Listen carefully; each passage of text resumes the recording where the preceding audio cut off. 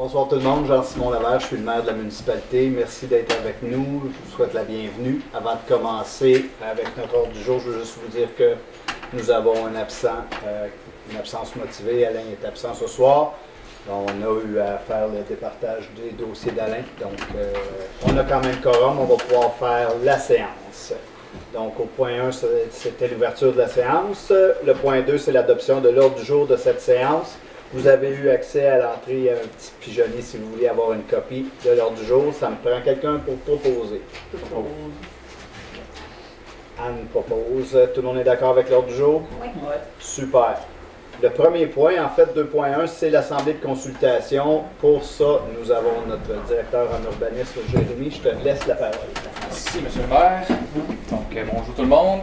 Donc, il y a deux projets de règlement qui apportent des modifications. Donc, si on continue, si on fait un petit récapitulatif, il y a quelques mois, on est arrivé avec des changements par rapport à notre plan d'urbanisme.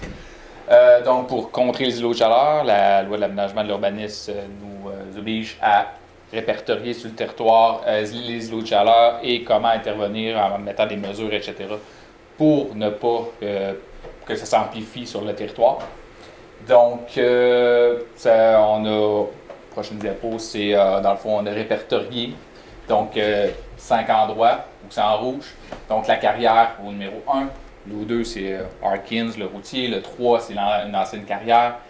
4, on a le Mont Blanc avec le viaduc, la 117, c'est très imperméabilisé, très peu végétalisé. Et 5, on a dans le coin de transmission Sainte-Agathe, etc., Audet.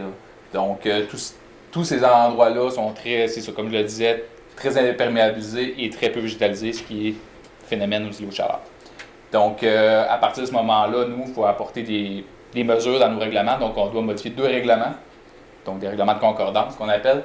Le premier règlement qu'on change, le projet de règlement, c'est sur le règlement de zonage, donc pour y apporter des mesures. Donc, on modifie l'article 130 du règlement de zonage, qui est sous le chapitre des aménagements de stationnement.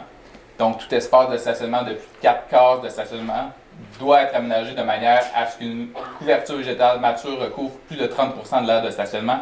Pour ce faire, l'aménagement prévu doit comprendre la plantation d'arbres ayant un potentiel de canopée pouvant couvrir plus de 30% de l'aire de stationnement. Donc, on s'entend si lors qu'on demande un permis, une modification substantielle, une construction, quoi que ce soit du stationnement ou du terrain. Donc, à ce moment-là, on modifie l'aire de stationnement et on devra avoir une canopée de 30% par-dessus le stationnement. L'article 180 est modifié aussi. Donc, c'est sur l'aménagement extérieur. Donc, afin d'atténuer les effets nocifs ou indésirables des îlots de chaleur, tout usage institutionnel, public ou communautaire qui comprend un espace extérieur public doit inclure l'installation d'aires de rafraîchissement et d'ombrage, tels que des jets d'eau, des aires de détente avec toiture et autres installations. Si on poursuit, on a modifié aussi l'article 182 qu'on avait une bande de profondeur minimale de 2,5 mètres auparavant. On l'a modifié pour mettre ça à 5 mètres tout le long de la 117. Donc, ça devrait être aménagé avec des arbres, etc. Et l'aménagement paysager devra suivre les principes de plantation précisés à l'article 199 du présent règlement en regard des arbres, des arbustes et plantes herbacées. Donc, si on continue, l'article 183 est également modifié. Donc, tout ce qui est dans le périmètre urbain, donc, on devra avoir des arbres en cours avant. Donc, on a changé ça, on est rendu avec un arbre à chaque 5 mètres qui devrait être planté. Pour être considéré comme un arbre, on parle d'un diamètre de 5 cm mesuré à 30 cm du sol. Avant, on avait les mêmes mesures, mais en fait, ce serait. C'est pas les mêmes mesures, c'est 6, 8 ou 10 mètres selon l'usage. Pour l'usage résidentiel, c'est 8. Donc, on avait un arbre. Les normes, c'était avoir un arbre en cours avant à chaque 8 mètres. Donc, s'il y a une nouvelle construction, on devra avoir un arbre à chaque 5 mètres en cours avant. L'article 84 sur la plantation le long de la 117 est abrogé parce que l'article 182 que je mentionnais tantôt, c'est beaucoup plus. C'est plus sévère en fait. Donc, l'article 184 n'était plus nécessaire. Si on continue, c'est tout pour le règlement de zonage.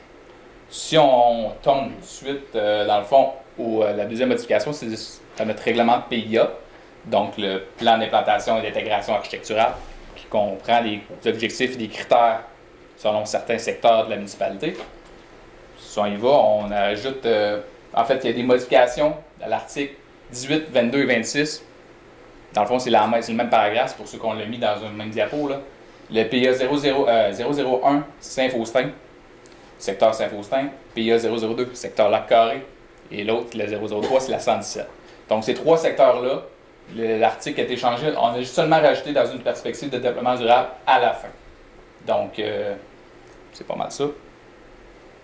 Sinon, on a ajouté les critères suivants. Donc, à l'article 21, 25 et 29, encore les trois mêmes secteurs. Donc, les critères d'îlot de chaleur. Dans une perspective de développement durable, l'architecture des bâtiments et de l'aménagement extérieur sont considérés afin de minimiser les impacts des îlots de chaleur.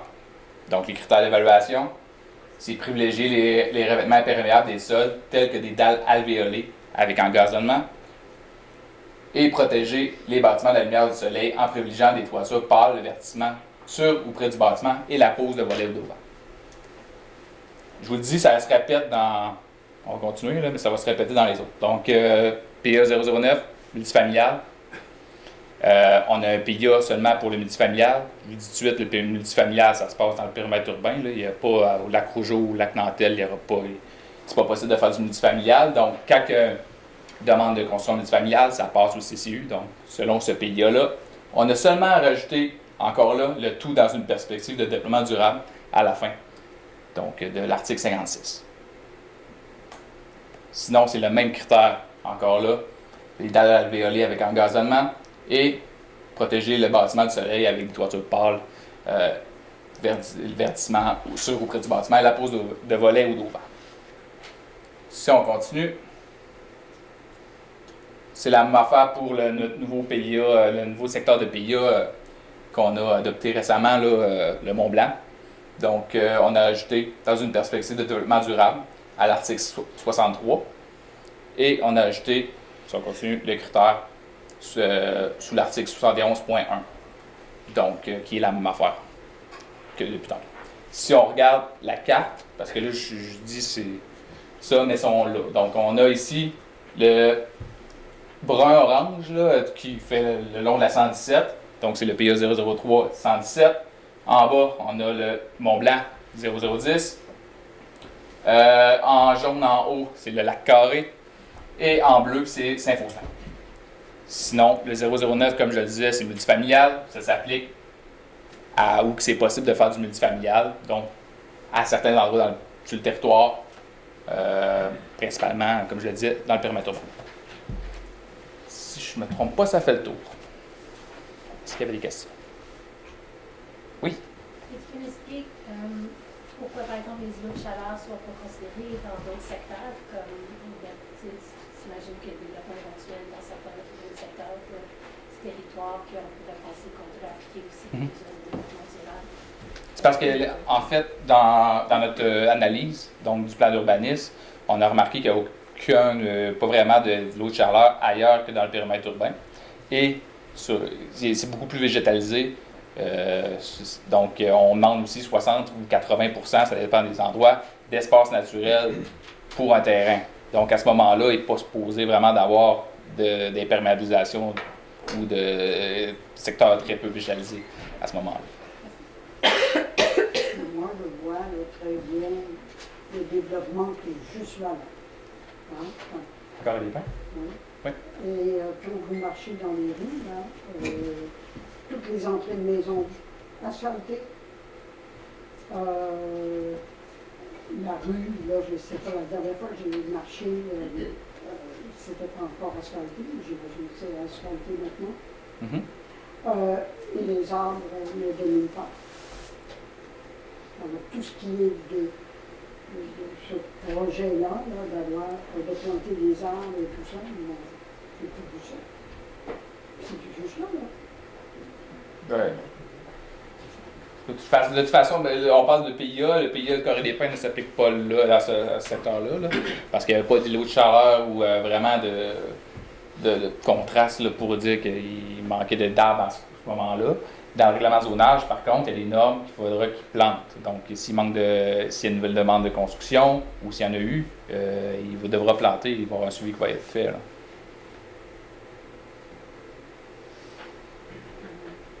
Alors, vous avez parlé de la situation du Havre. Est-ce qu'il y a un lien avec la nouvelle mission de la ville et ce qu'on présente ici? Directement, indirectement? Ou... Ben, vous voulez dire quoi par mission? Parce que. La planification stratégique. La planification stratégique, excuse-moi, oui. Non, c'est vraiment comme je le disais, c'est en rapport à la loi de l'aménagement de l'urbanisme qui a été modifiée. Donc, qu'il y ait une planification stratégique, non, je suis obligé de faire ça. Ah, ok, je vois. Alors, c'est le gouvernement qui... Oui, exact. C'était ma question. La 117, c'est juridiction... La 117, ouais. c'est provincial, mais on ne parle pas de la 117, on parle aux abords de la 117. OK. Donc, on ne demandera pas de planter un arbre entre les deux points. C'est bon. Merci. C'est bon? Merci, Jérémy. Ça fait plaisir. Merci, Jérémy. On va poursuivre avec l'ordre du jour. Au point 3, c'est la période de questions portant essentiellement sur les points à l'ordre du jour. Vous avez l'occasion à ce moment-ci, si vous voulez poser des questions sur les points qui sont là, qui sont dans l'ordre du jour, mais comme je le dis tout le temps, vous avez la possibilité aussi d'attendre à la fin de la séance parce qu'on pourrait répondre à vos questions en présentant les points parce qu'on ne fait pas simplement que lire les résolutions. Mais si vous tenez absolument à poser une question, vous pouvez maintenant. Je vous écoute. Oui. Est-ce que vous voulez que j'utilise le micro ou ça va? Oui, L'enregistrement, oui, c'est s'il mieux? vous plaît. Je peux vous nommer aussi, s'il vous plaît. Oui, avec plaisir.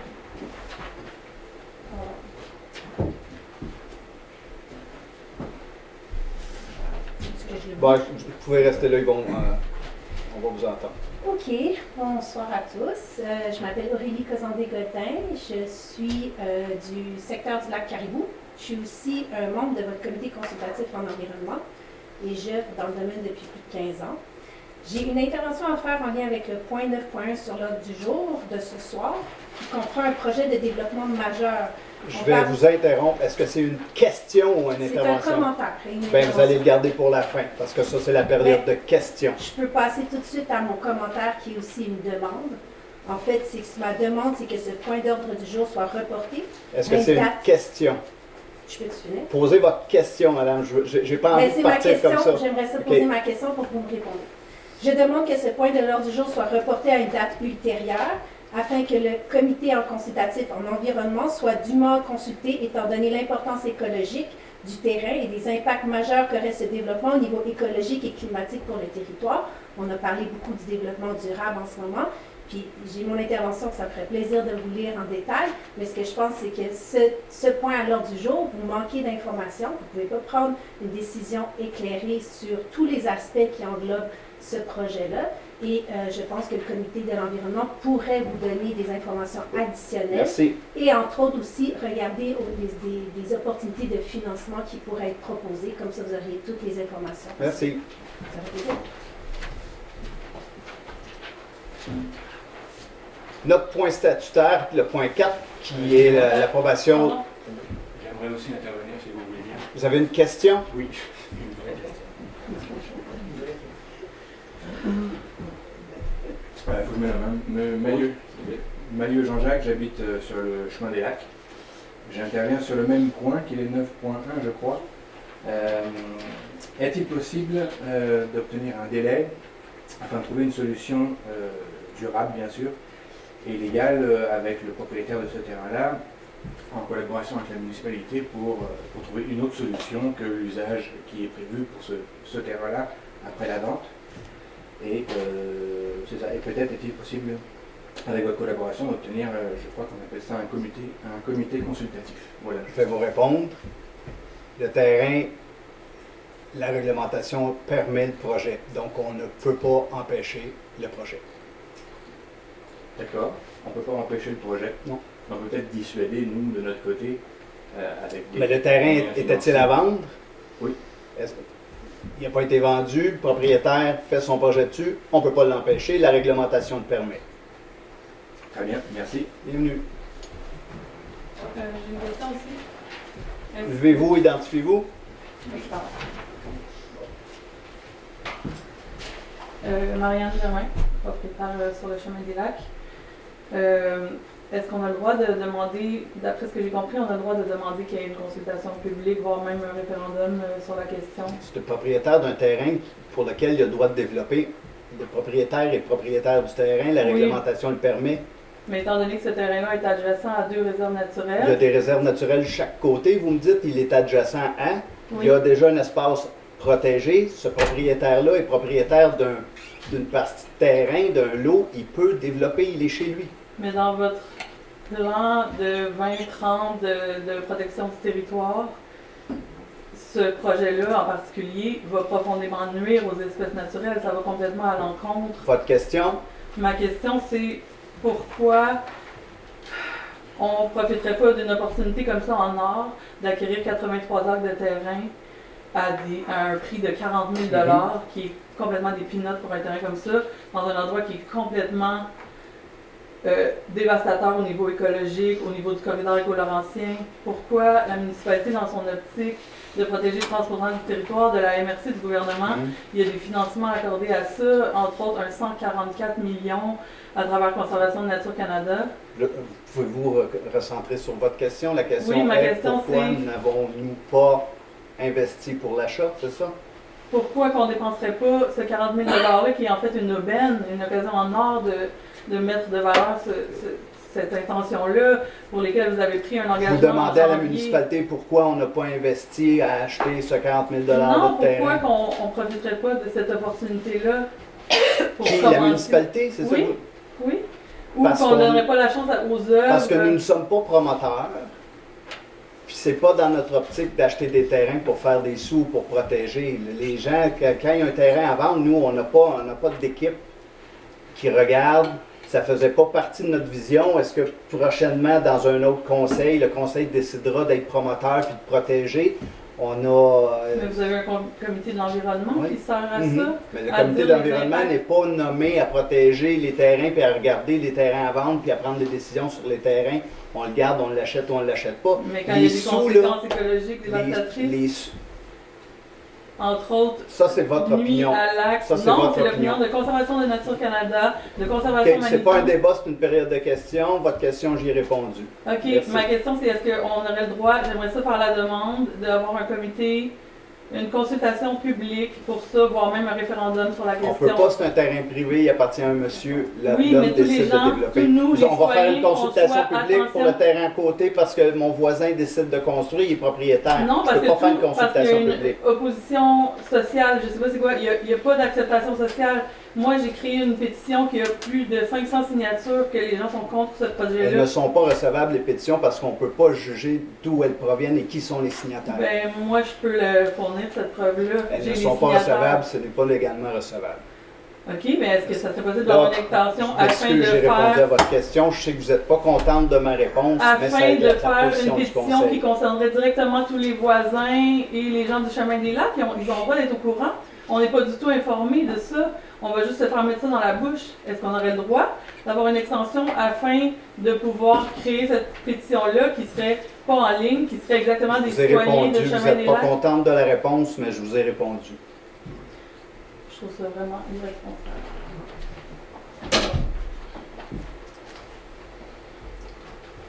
Donc, au point 4, c'est l'approbation des procès-verbaux. On a eu deux rencontres. On a eu une rencontre le 2 avril, puis on a eu une rencontre spéciale le 30 avril. Les membres du Conseil ont reçu les procès-verbaux, donc j'ai besoin d'un proposeur pour l'adoption des procès-verbaux. Je propose, absolument. Carole, tout le monde est d'accord? Oui. Oui. Merci. 5.1, subvention aux organismes à but non lucratif.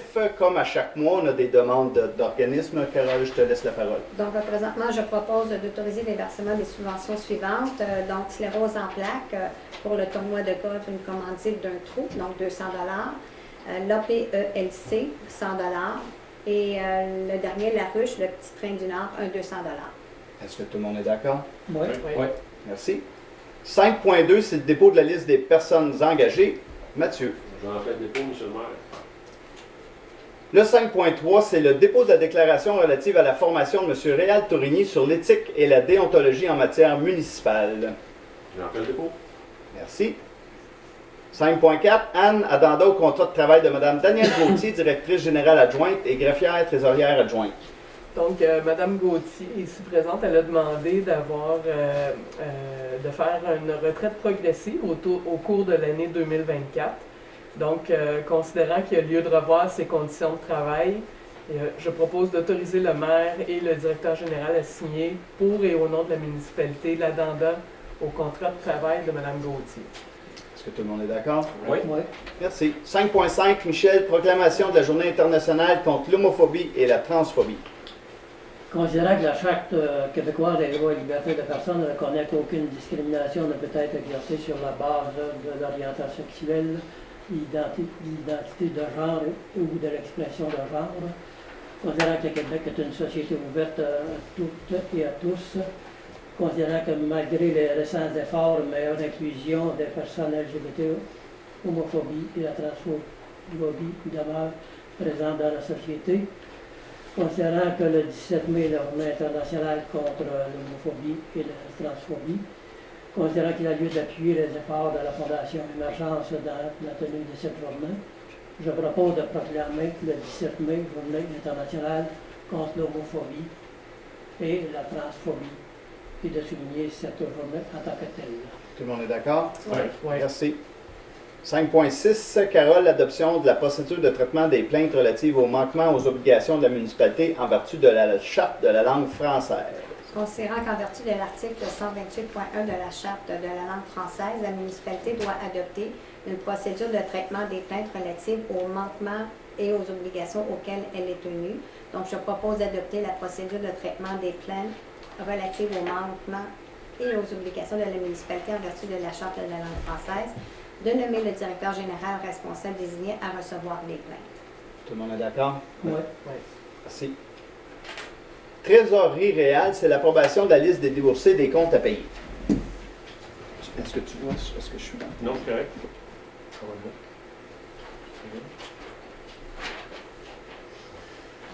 Les déboursés, c'est de Blainville Chrysler et les deux pour les Dodge Ram pour directeur adjoint public responsable aquatique et goût. Banque c'est quoi ça? HSBC. Comment? HSBC. HSBC, Canada. 236 488, paiement final du camion échelle. Financière Banque nationale, 60 113, règlement d'emprunt. Normec Construction Inc., 154 244, déneigement et déglaçage, 23-24. 9408 41 34, Québec Inc., 680 688, ateliers municipaux, paiement 11. Brent Tractor est limité 25 951 pour des travaux majeurs sur l'avenue Vleuse. Ville de Mont-Tremblant, 160 190, code part, service incendie et réparation, suspension. Je propose, considérant que les déboursés du salaire 21 mars au 24 avril totalisent 2 10 413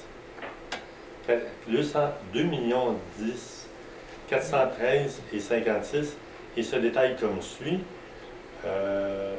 Chèque 173 809, transfert bancaire 1 679 et 92, salaire 157 511 89, total 2 10 413 et 56. Je propose d'approuver la liste des déboursés ainsi que la liste des salaires 21 mars au 24 avril. Certificat de disponibilité de crédit. J'ai sous-signé monsieur. Je fais une petite parenthèse, on a donné un nouveau dossier à Réal qui s'approprie, là. Donc, c'est correct, tu fais bien ça, mais je veux juste t'aider. Ce qu'on vous a présenté, c'est que le conseil avait décidé de présenter les dépenses de plus de 20 000 $ pour ne pas avoir à tout vous présenter. Fait que Réal, lui, sa responsabilité, c'est de regarder les dépenses. Puis là, nous, dans notre ajout de transparence, on avait décidé de vous montrer ça. Donc, vous avez vu les paiements pour ce mois-ci qui dépassaient de 20 000 $ et plus. Puis après ça, Réal vous lit la résolution qui explique la totalité des dépenses par mode de paiement, chèque, transfert bancaire ou salaire. Puis ben, après ça, ben, il nous la propose et nous acceptons si on est d'accord avec ça. Donc, est-ce que tout le monde est d'accord avec la proposition de Réal? Oui. Merci. 6.2, Mathieu, c'est le dépôt de la liste des virements budgétaires. J'en fais le dépôt, monsieur le maire. 6.4, c'est le dépôt de la liste des autorisations de dépenses. J'en fais encore le dépôt, monsieur le maire. Merci. 6.5, mandat à Maître Dubé, avocat, pour effectuer la perception des taxes échues dans le dossier ayant un solde pour l'année précédente réel. Considérant que par résolution, le conseil municipal a confié à Maître Denis Dubé, avocat, le mandat d'effectuer la perception des comptes de l'année 2023 et des années antérieures pour tous les contribuables ayant des créances échues pour l'année 2023 supérieures à 200 $. Considérant que malgré les démarches réalisées par les services administratifs, plusieurs comptes de moins de 200 n'ont pas été réglés, considérant que les comptes de taxes de l'année 2024 inférieurs à 300 sont échus et exigibles depuis le 3 avril 2024, je propose de mandater le Maître Denis Dubé, avocat, pour effectuer perception des comptes de taxes 2024 inférieurs à 300 $ échus depuis le 3 avril 2024, ainsi que les taxes des années antérieures dans tous les cas où des arrérages pour l'année 2023 ou antérieure sont dus. Est-ce que tout le monde est d'accord avec la proposition de Réal? Oui. Merci. 6.6, Réal, encore un addenda au contrat de travail de Mme Yannick Lapointe, directrice du service de la trésorerie. Considérant que Mme Yannick Lapointe a été embauchée à titre de directrice de la trésorerie le 6 mars 2023 et qu'elle a complété avec succès sa période d'essai le 5 septembre 2023, considérant que Mme Lapointe possède plusieurs années d'expérience à titre de comptable professionnel agréé, considérant que Mme Lapointe a complété un cycle comptable pour l'année 2023, ainsi que la préparation des états financiers 2023, considérant que Mme Lapointe a su démontrer ses compétences acquises par les années d'expérience dans diverses entreprises, considérant qu'il y a lieu de revoir ses conditions de travail de Mme Lapointe par le présent addenda. Je propose d'autoriser le maire et le directeur général à signer pour et au nom de la municipalité l'addenda au contrat de travail de Mme Yannick Lapointe. Tout le monde est d'accord? Oui. Merci. Réal, l'annulation des intérêts de la pénalité pour l'immeuble portant le numéro matricule 2706 25 66 97. Considérant que les taxes ont été envoyées aux mauvais propriétaires, la rénovation cadastrale est venue corriger cette situation.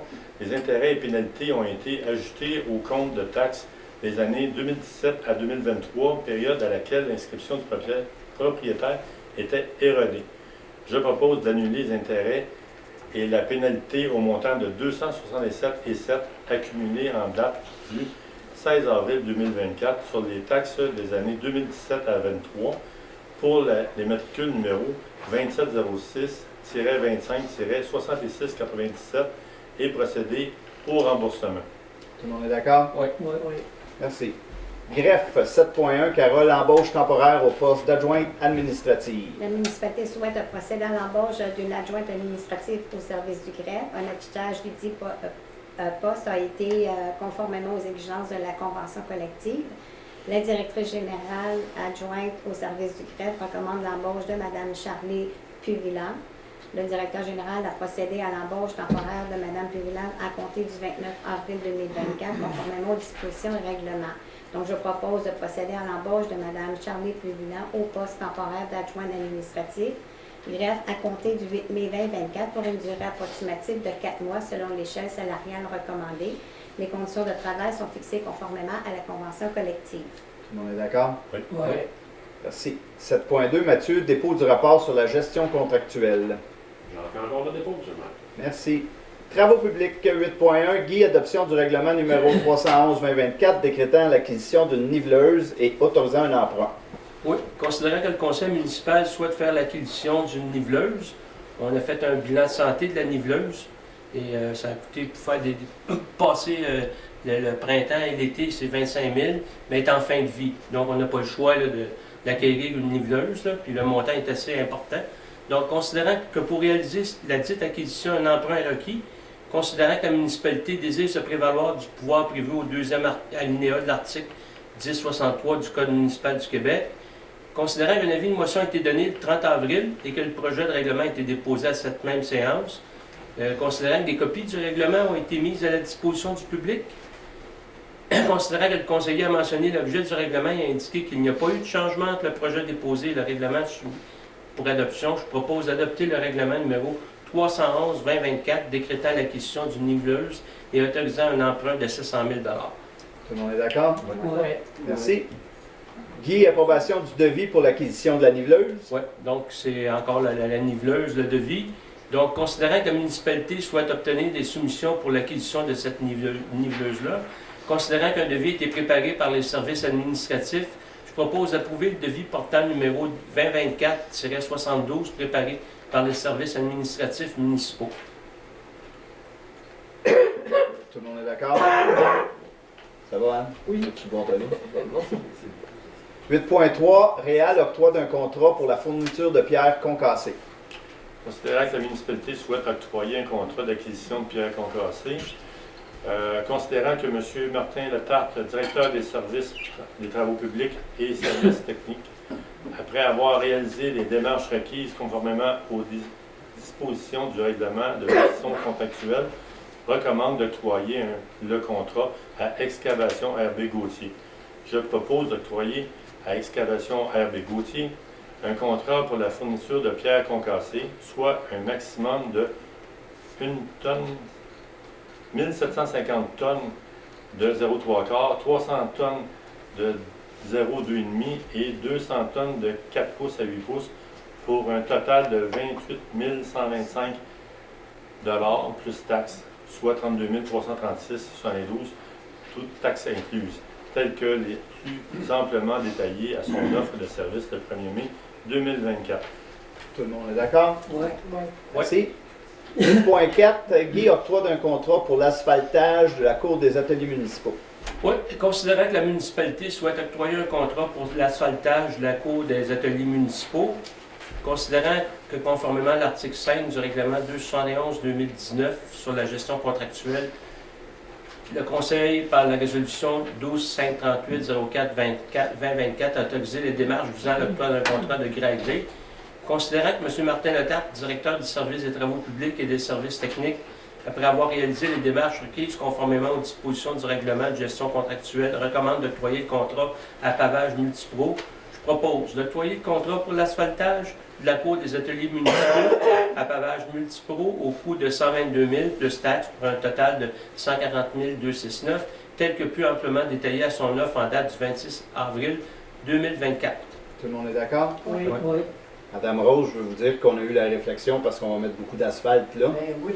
Puis là, moi, je posais la question, je me disais, OK, dans la grande partie, mais il faut comprendre qu'il va y avoir des gros camions qui vont se promener là, mais on ne pourra pas mettre d'arbres, mais dans la partie où ça va être le stationnement pour les visiteurs et pour les employés, on va réfléchir à mettre les zones d'ombrage. J'avais déjà préparé ma question.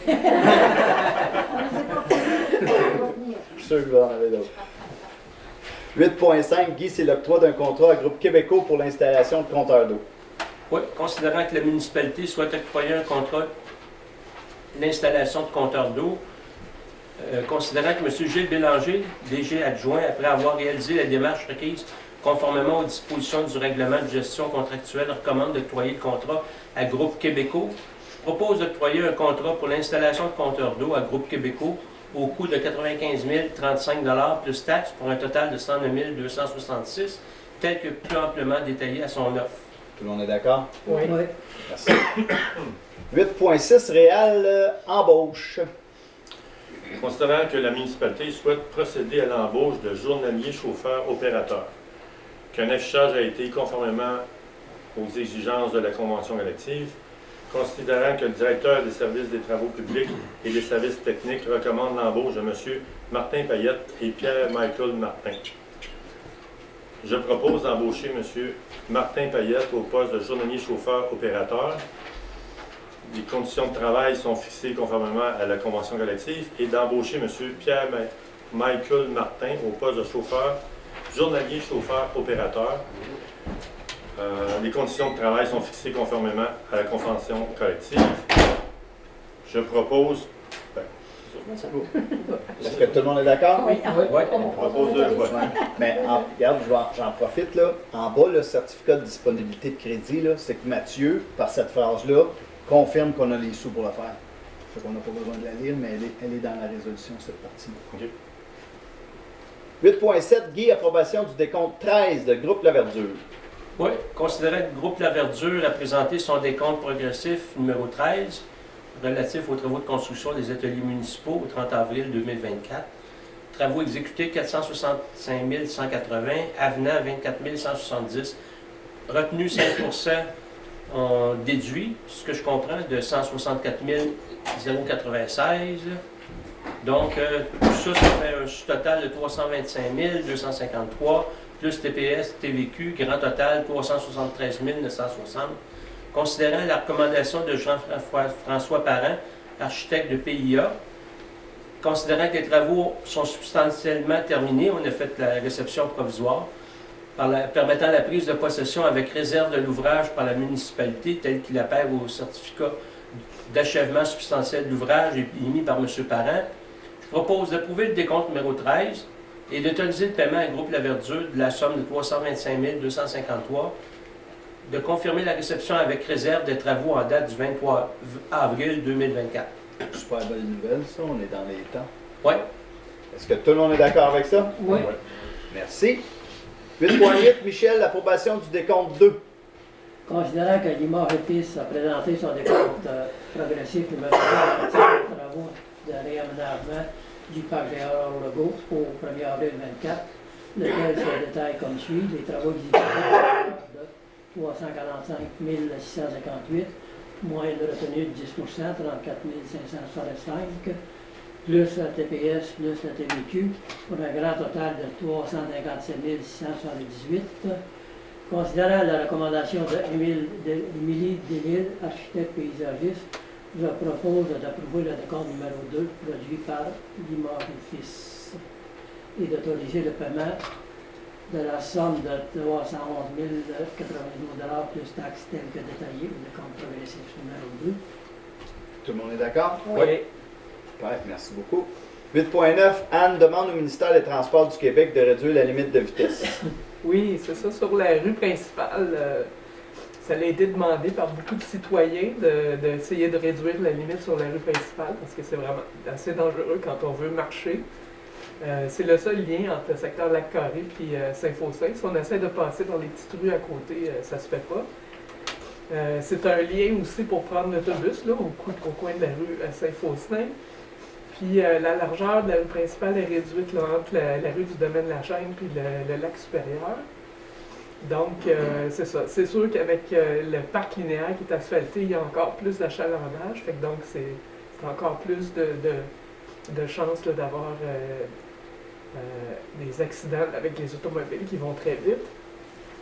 Et puis, c'est ça. Ensuite, c'est ça. Pour toutes ces raisons-là, je sais qu'on avait déjà demandé au gouvernement de réduire la vitesse limite à moins que 50 km/h, mais ils avaient refusé.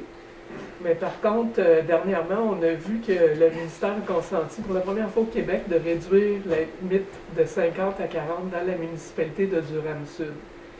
Donc, on veut, nous aussi, faire cette demande-là. Donc, on va demander au gouvernement de favoriser et d'encourager la mobilité durable en proposant de demander au ministère des Transports de réduire la vitesse à 40 km/h sur toute la rue principale, donc entre la rue de Saint-Faustin et le chemin du lac supérieur. Et s'ils ne sont pas d'accord, on pourra en faire des pendants. Ouais. Parce que aussi le chemin de la gare, là, au lieu de passer par le chemin principal, il vient de passer en arrière, ça a été baissé à 30 km, il passe à 50. Ouais. Non, c'est ça, c'est vraiment problématique. Pour marcher beaucoup sur la rue principale, je sais que c'est problématique, la vitesse qui est peut-être pas respectée non plus. Là. Il y a peut-être des stratégies qu'on pourrait faire pour être capable de ça. En tout cas. Donc, je propose. Est-ce que tout le monde est d'accord avec la proposition d'Anne? Oui. Oui. Merci. 8.10, Michel, remboursement d'une partie de la garantie financière déposée dans le cadre du projet Domaine Ogilvy. Considérant que le club de golf Mountain Acres a déposé à titre de garantie d'exécution la somme de 461 739 pour le projet Domaine Ogilvy, phase 2, M. Martin Letarte, directeur des travaux publics et des services techniques, recommande l'acceptation provisoire partielle des travaux niveau 2 sur la phase 2 et qu'il recommande également de réduire la garantie financière à 70 594 et que la garantie d'exécution a été déposée en argent comptant. Je propose de rembourser la somme de 391 144 au club de golf Mountain Acres pour la phase 2 et de conserver la somme de 70 594 à titre de garantie d'exécution. Tout le monde est d'accord? Oui. Merci. 8.11, Guy, affectation de crédit pour la réalisation de travaux correctifs sur la rue du Patrimoine et sur le chemin des Mallards. Oui, considérant que le Conseil souhaite réaliser des travaux correctifs sur la rue du Patrimoine et sur le chemin des Mallards, considérant que les crédits pour ces travaux ne sont pas prévus au budget régulier, je propose d'affecter la somme de 150 000 des droits de carrière et sablière à la réalisation de ces travaux. Tout le monde est d'accord? Oui. Merci. 8.12, affectation de crédit pour des travaux sur la rue Herville-Sud. Oui. Considérant que des travaux d'urgence ont été réalisés sur la rue Herville-Sud afin d'assurer la sécurité des résidences en aval du lac, considérant que la rue Herville-Sud fait office de digue pour le lac, considérant que le Conseil souhaite une analyse de la situation concernant cet ouvrage de retenue des eaux, considérant que l'offre de service d'Aqua Ingenium, il est proposé d'affecter la somme de 20 000 du surplus libre pour les travaux d'urgence et d'affecter la somme de 6 000 du surplus libre pour les services de support technique pour la digue de la rue Herville-Sud. Tout le monde est d'accord? Oui. Mathieu, est-ce que tu as envie de faire une petite parenthèse pour expliquer aux gens ce qui se passe sur la rue Herville? Non. Non? Je pense pas à faire rapidement. Dans le fond, c'était bien la mode il y a 40-50 ans, quand les gens voyaient qu'il y avait un promoteur avait un terrain, puis il voyait qu'il y avait comme une golée, puis un ruisseau qui passait dans le milieu, bien, il remblayait le ruisseau, puis tranquillement pas vite, à force de remblayer, ça faisait un lac. On en voit un peu partout sur le territoire, c'est vraiment très fréquent. Puis, dans le fond, il monte, puis à un moment donné, il met un ponceau jusqu'à quand le lac est rendu à un niveau acceptable pour eux. Ce qu'on s'est rendu compte, c'est que dans le bas du talus, il y avait une veine d'eau, à peu près 3 pouces d'eau qui sortait abondamment. Puis on avait bien peur en fait que l'eau finalement l'emporte au complet le chemin. Puis juste en bas, l'eau coulait directement pratiquement sur une maison. Puis il y a 2-3 autres maisons en contrebas, donc on n'a pas eu le choix de pomper l'eau du lac. On l'a asséché complètement, mettre un ponceau pour le ramener au niveau pratiquement de la veine. Essentiellement, là, on a asséché le lac présentement. Puis, ce qu'on est en train de faire, c'est de regarder c'est quoi les options pour ramener le lac, si c'est possible de le faire, etc. Parce qu'effectivement, nous autres, on a eu un appel de la sécurité publique, de la sécurité civile, qui nous demandait s'il y avait des travaux correctifs qui étaient en cours, parce qu'il y avait eu le vent, qu'il y avait un danger pour les gens. On a été assez rapide sur la gâchette pour faire ça. Je salue le travail justement du service des travaux publics qui ont été très rapides là-dessus. Donc c'est ça les travaux qui ont été faits. Si ceux qui suivent Facebook ont dû voir aussi, là, il y a beaucoup d'eau qui a été apportée dans ce petit cours d'eau-là de façon donc c'était imprévu. Puis ça a créé des sédiments un peu aussi dans le cours d'eau. C'est en lien avec ça. Évidemment, là, des sédiments, on devrait se déposer. La situation devrait, on espère, se calmer. Mais pour le reste, c'est ça. On a été chanceux de trouver une firme qui est capable de nous aider rapidement. Parce que présentement, les autres firmes qu'on a contactées dans le coin, ça allait pas avant 2025 juste pour venir voir ce qu'il en était, alors que là, eux, c'est une firme de Québec, je pense, de Québec ou de Matane, ma mémoire est bonne, puis ils étaient dans le coin, puis ils sont venus voir, ils sont déjà prêts à nous aider. On est vraiment très contents, mais on travaille aussi en collaboration avec la direction de la sécurité des barrages, donc chapeauté par le ministère de l'Environnement. C'est pas comme si on avait tout fait ça en catimini, on l'a fait en situation d'urgence, mais on a tout avisé les instances, c'est ce qu'on a fait pour s'assurer qu'on fait ça dans les règles de l'art le plus possible. Puis pour assurer, on est accompagné également de notre ingénieur qui était sur place et qui a supervisé l'ensemble des travaux. Merci. Ça se trouve dans quelle partie de la ville? Herville, dans le fond, si vous prenez la rue de l'Église qui monte, ça monte. Okay. Puis la rue Herville, c'est juste un petit peu à droite. Dans le fond, on appelle le lac Herville, mais ça a été, c'est ça, déjà c'était pas un lac, ça a été fait par le... C'est ça, c'est un cours d'eau. C'est ça. Mais est-ce que vous me permettez, parce que moi je suis, c'est mon ancien chez moi, alors, mais c'est que récemment, il y a eu des achats de terrains immenses qui ont été faits par mon neveu. Et il a également, dans les achats qu'il a effectués, il a également payé pour le lac. Et là, il avait une entente avec les riverains pour partager le montant qui revient à chacun des riverains. Et là, il se retrouve devant presque une marde. Ben là, c'est un trou de boîte pour l'instant. Au moins les poissons, on a laissé assez pour que les poissons survivent. Mais c'est vraiment quelque chose, je peux comprendre très bien qu'il y avait un risque, mais est-ce que ces ponceaux devaient être aussi profonds que ça? Ben là, nous, on s'est fié aux ingénieurs, Mme Rose, c'est pas nous qui avons pris ces décisions-là. On est très déçus, puis assez attristés de la situation, là, mais il fallait faire ce qu'on nous disait de faire. Je comprends tout, je comprends le reste, je comprends les impacts. Là. Ce qu'on voulait, c'est éviter que les 3 maisons en bas se fassent laver par l'eau, puis par le chemin, selon les recommandations de nos ingénieurs. Puis après ça, ben, la suite, on va l'évaluer, puis on va la présenter aussitôt qu'on aura des options, des choix, des nouvelles, des informations. Les citoyens vont recevoir tout ça rapidement. C'est ça qu'on engage. Ouais. On est rendu au point 9, comité consultatif d'urbanisme, le point 9.1, Michel. Considérant qu'une demande de projet de lotissement majeur a été déposée au service d'urbanisme de l'environnement par 9404 2199 Québec Incorporé, mandataire pour Olivier Chabot en faveur de la propriété située à bâtir du chemin des Lacs sur le lot 5 503 898.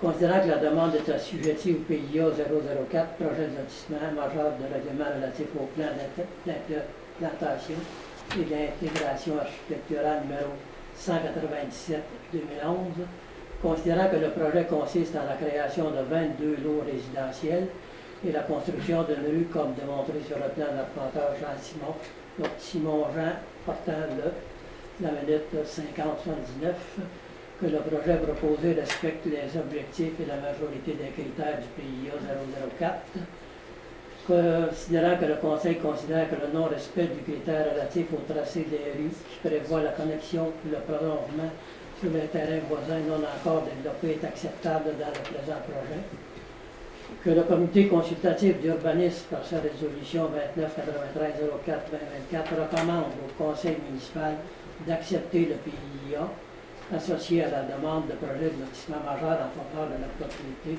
située sur le chemin des Lacs, le tout tel que présenté. Je propose d'accepter le PIA associé à la demande de projet de lotissement majeur en faveur de la propriété située sur le chemin des Lacs, le tout conformément à la recommandation du CCU. Qui est en faveur? Oui. Oui? Oui. Qui est en défaveur? Donc, c'est accepté à la majorité. Le point 9.2, Anne. Oui, ça consiste en une dérogation mineure qui a été déposée par M. Jean-Mathieu Leclerc qui vise la marge pour l'implantation d'un garage résidentiel sur la rue des Neiges. Est-ce qu'on peut avoir le visuel?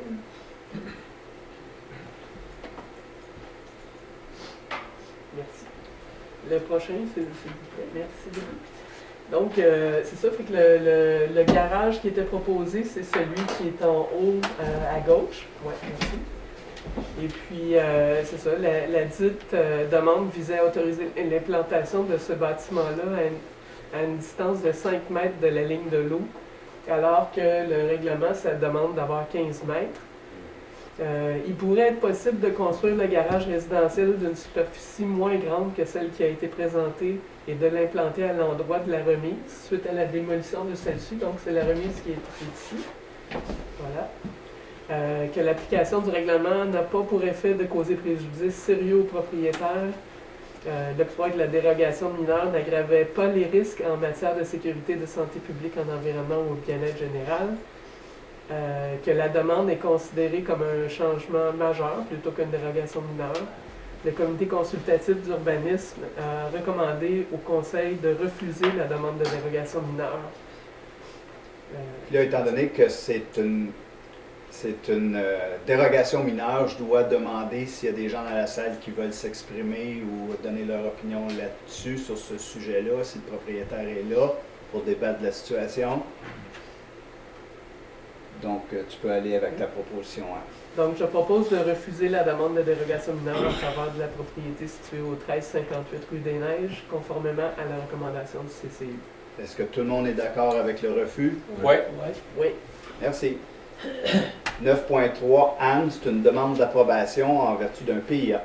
D'accord. C'est un PIA déposé par 8995 Québec Inc., qui vise un projet de construction d'un bâtiment accessoire sur la rue du domaine Lauson.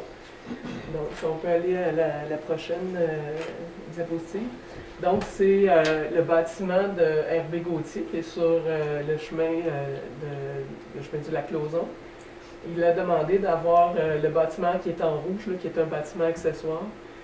Les travaux projetés initialement répondent pas. Ben, c'est ça.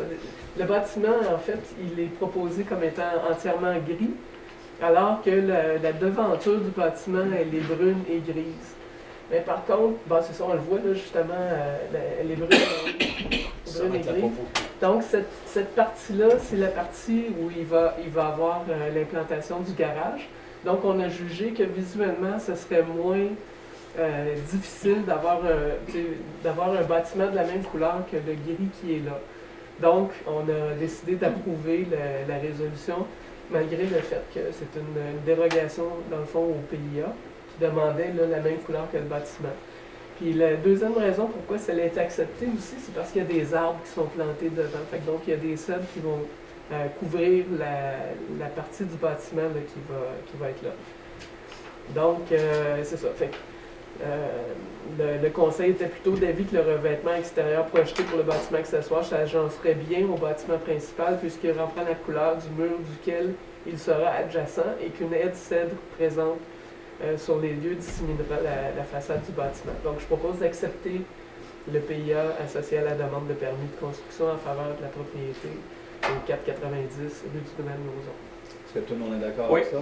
Oui. Merci. 9.4, Anne, demande d'approbation, un autre PIA. Voilà, c'est une demande d'approbation qui a été déposée par M. Luc Girard et Mme Sylvie Dubois visant un projet de construction résidentielle sur la rue Wilson.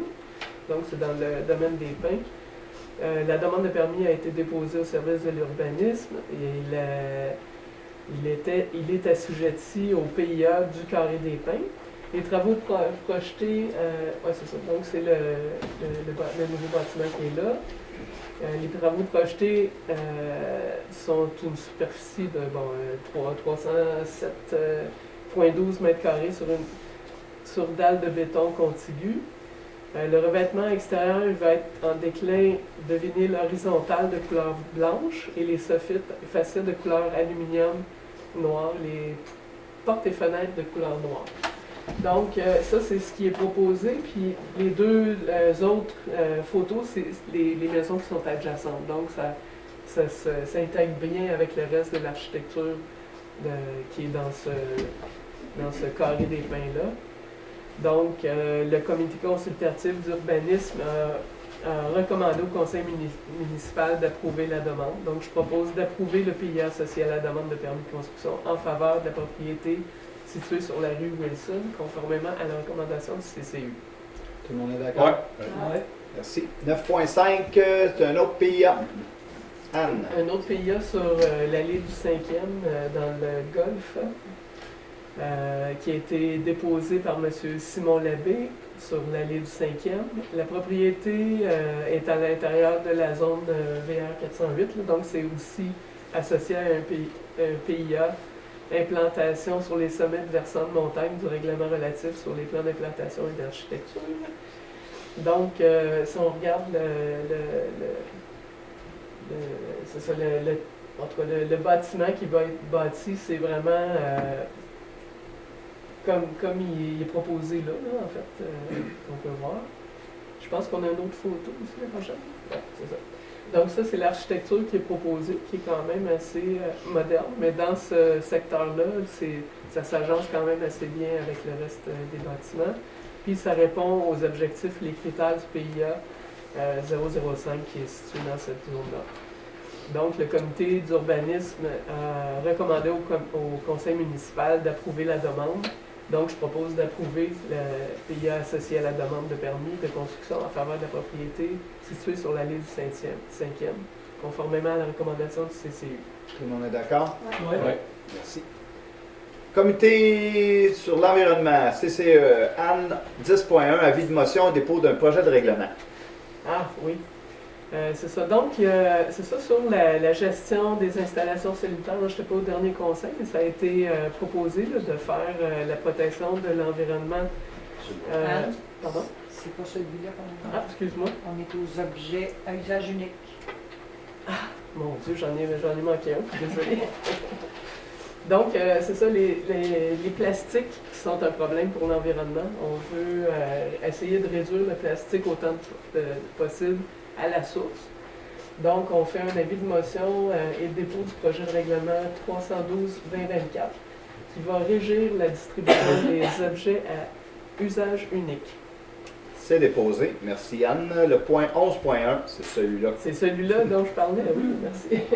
Donc, l'adoption du règlement numéro 310-2024 sur la gestion des installations sanitaires et la protection de l'environnement et l'amélioration de la qualité de l'eau, des milieux hydriques et de l'eau souterraine, c'est vraiment une priorité. Même, on a commencé un projet là, pour protéger même les nappes phréatiques qui sont associées aux puits d'aqueduc municipal. Donc, il y a un article de loi qui permet aux municipalités d'adopter des règlements en matière d'environnement. La municipalité a l'obligation de s'assurer que les fosses septiques soient vidangées selon les dispositions prévues au règlement sur l'évacuation et le traitement des eaux usées des résidences isolées. La municipalité veut se doter d'un système de suivi efficace pour assurer la vidange des fosses selon les dispositions prévues sur le règlement sur l'évacuation et le traitement des eaux usées. Il y a eu un avis de motion qui a été donné, c'est ça que je dis, au conseil du 2 avril auquel je n'étais pas présente. Puis des copies du règlement ont été mises à la disposition du public dès le début de la présente séance. Il y a eu une modification, par contre, c'est pour ça qu'on le présente encore, c'est concernant la carte de l'annexe D qui a été modifiée. Je ne sais pas si on l'a. Malheureusement, la non. carte. C'est la carte qui correspond aux aires de protection des sources d'eau potable. Les sources d'eau potable, c'est ça. Fait que donc, la source d'eau potable, en tout cas, les sources d'eau potable de l'aqueduc municipal, ils ont été identifiées puis ils sont sur une map. Donc, c'est cette carte-là qui va être annexée au dossier pour qu'on puisse mieux régir en fait tout ce qui est fosse septique qui est en lien avec cette zone-là. Donc, je propose d'adopter le règlement numéro 310-2024 sur la gestion des installations sanitaires. Tout le monde est d'accord? Oui. Merci. 11.2, Anne, adoption du règlement amendant le règlement de zonage afin de permettre les habitations multifamiliales isolées d'au plus 9 logements dans zone HB 743. C'est ça. Ceux qui nous suivent régulièrement au conseil municipal, et c'est pas la première fois qu'on voit ce règlement-là. Donc, ici, c'est une zone qui est près de l'ancienne cabane à sucre. C'était une demande qui avait été faite pour avoir des logements qui soient inscrits dans cette... au début, ils voulaient avoir, je pense que c'était 2 triplex collés un à côté de l'autre. Sur des terrains divisés séparément. Maintenant, ils veulent avoir la possibilité d'avoir un 9 logements sur un terrain plutôt que d'avoir 2 fois 3 logements sur 2 terrains. Je ne sais pas si je m'explique assez clairement, mais bon, bref, il y avait un avis de motion qui a été donné le 6 février, un projet de règlement qui a été adopté le 6 février. Il y a eu une assemblée de consultation qui s'est tenue le 5 mars. Il y a un avis public qui a été adressé aux personnes habiles à voter, ceux qui pouvaient s'opposer à cette demande. Puis, il n'y a aucune demande qui a été reçue pour signer un registre pour s'opposer à ça. Donc, des copies du règlement ont aussi été mises à la disposition du public dès le début de la séance, de la présente séance. Donc, c'est ça. J'ai mentionné que l'objet du règlement, c'est ça. Il n'y a pas eu de changement entre l'objet du règlement et le second projet adopté, le règlement soumis pour approbation. Donc, je propose d'adopter le règlement numéro 194-75-24, amendant le règlement de zonage numéro 194-2011, afin de permettre les habitations multifamiliales isolées de au plus 9 logements dans la zone HB 743. Tout le monde est d'accord? Oui. Merci. 11.3. Anne, t'en restes pas gros, Anne. Oui, c'est ça. Ma foi tient, c'est bon. Je suis bien fière de moi. Donc, c'est ça, la vision municipale partagée de l'affectation des terres publiques. Ça, c'est quelque chose de nouveau. Là. Les MRC d'Argenteuil, Pays d'en Haut, Antoine Labelle et Laurentide ont sur leur territoire respectif, là, comme nous, des terres du domaine de l'État. Les activités permises sur ces terres de l'État dépendent en partie des différentes affectations du territoire désignées par le ministère des Ressources naturelles et Terres et Forêts en 2015. Les collectivités et l'environnement de ces 4 MRC subissent indirectement les effets des activités qui ont été pratiquées telles la villégiature, des activités de prélèvement faunique, l'accès aux plans d'eau, les interventions d'aménagement forestier ou aux travaux miniers. Les effets de ces activités peuvent également être occasionnés par la gouvernance et certains modes de gestion des terres du domaine de l'État. Certaines activités et pratiques peuvent avoir des répercussions économiques, sociales et écologiques sur le territoire municipalisé. Le MRNF débutera dans les prochaines années la révision du plan d'affectation des terres publiques dans les Laurentides. Et puis, c'est ça, ce projet-là est établi par région administrative qui définit les orientations du gouvernement pour l'utilisation et la protection du territoire public. Bref, considérant toutes ces choses-là, le document Vision municipale partagée de l'affectation des terres publiques a été adopté par toutes les MRC, en fait. Donc, je propose d'adopter le document intitulé Vision municipale partagée de l'affectation des terres publiques, qui a été produit par l'Institut des territoires en octobre 2023. Tout le monde est d'accord? Oui. 11.4. Anne, démission d'un inspecteur en bâtiment et environnement adjoint. Oui, ça me fait encore mal au cœur. C'est ça, il y a eu un inspecteur en bâtiment qui a donné sa démission à partir de la dernière journée de travail. Ça va être le 7 mai 2024. Donc, je propose de prendre acte de la démission d'un inspecteur en bâtiment et en environnement adjoint et de lui transmettre une lettre de remerciement pour le travail accompli au sein de la municipalité. Tout le monde est d'accord? Oui. 11.5. Signature d'un protocole d'entente entre la municipalité et la vallée du Griffon, incorporé pour la réalisation d'un projet Griffon Développement. Avant que tu commences à lire ta résolution, M. Pédard a une déclaration à faire.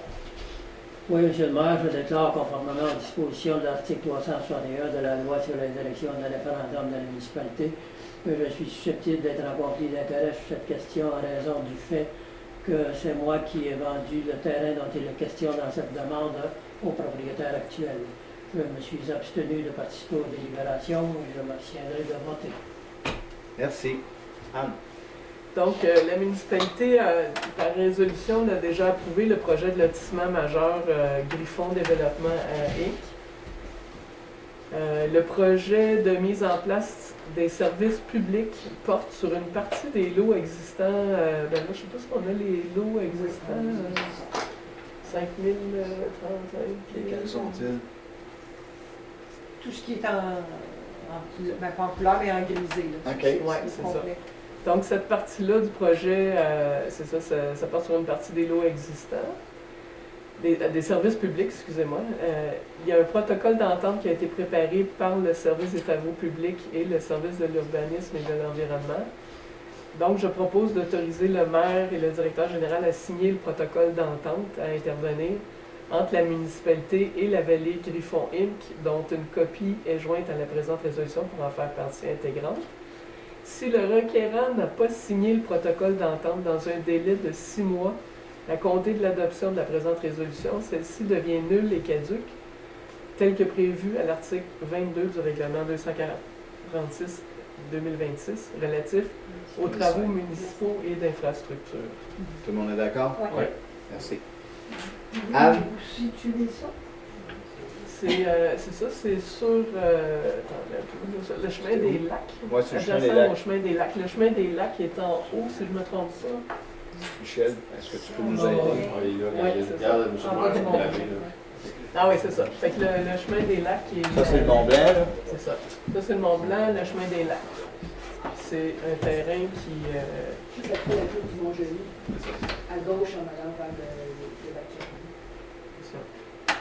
Qui est la vallée du Griffon? C'est une compagnie? C'est une compagnie, oui. Compagnie de développement? Oui.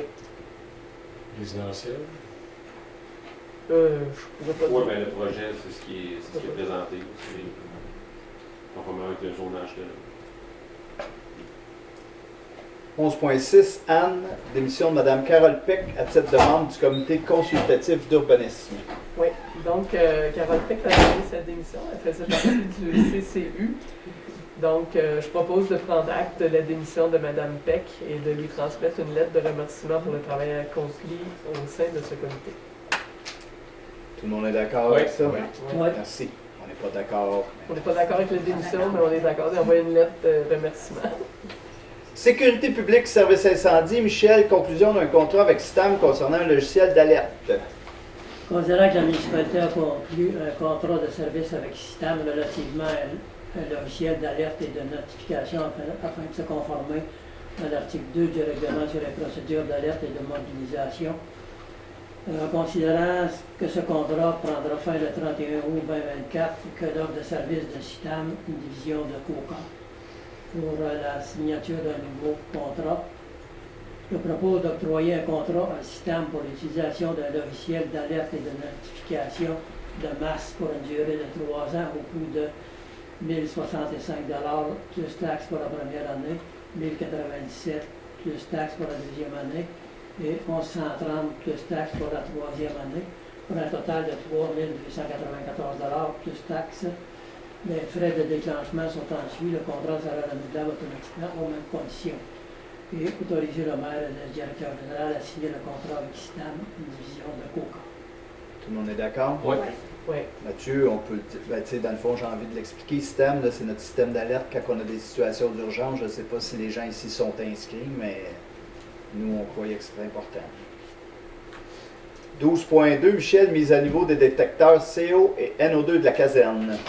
Considérant que la ville de Mont-Tremblant fournit des services de sécurité incendie à notre municipalité, considérant les réglementations émises par les représentants de santé et travail relevant de la direction de la santé publique des Laurentides, et considérant l'importance de protéger les travailleurs face aux risques, notamment ceux présents dans les casernes, considérant le programme de santé spécifique à la caserne signé par la ville de Mont-Tremblant et l'Association des pompiers et pompières de la ville de Mont-Tremblant, considérant que la caserne de Mont-Blanc est la propriété de notre municipalité et que la mise à niveau des éléments de CO2 et de NO2 de la caserne a été effectuée le ou le vers le 30 avril 2024, je propose de prendre acte du rapport de santé spécifique de la caserne numéro 55 de Mont-Blanc et de maintenir le niveau requis au rapport.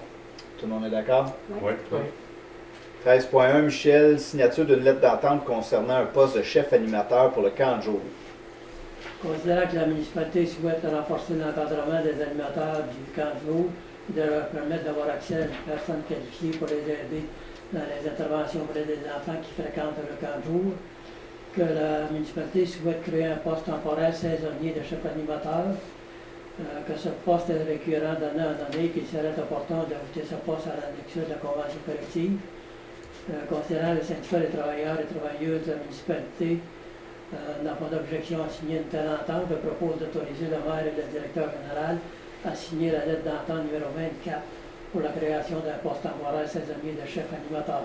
Tout le monde est d'accord? Oui. 13.2, Michel, embauche au service de sport, loisirs, culture, vie communautaire pour le camp de jour. Considérant qu'il a lieu de procéder à l'embauche du personnel au service des sports, loisirs et culture pour le camp de jour, que le directeur du service des sports, loisirs, culture et vie communautaire commande les embauches ci-dessus. Considérant aussi que le directeur général a procédé à l'embauche temporaire de M. Nicolas Lauzon à compter du 13 avril 2024. Je propose d'embaucher M. Olivier Tessier au poste de chef animateur du camp de jour à compter du 13 mai 2024 pour 4 mois. Les conditions de travail sont fixées conformément à la lettre d'entente numéro 24. Et d'embaucher M. Nicolas Lauzon au poste de chef animateur du camp de jour à compter du 8 mai 24 pour une période de 4 mois.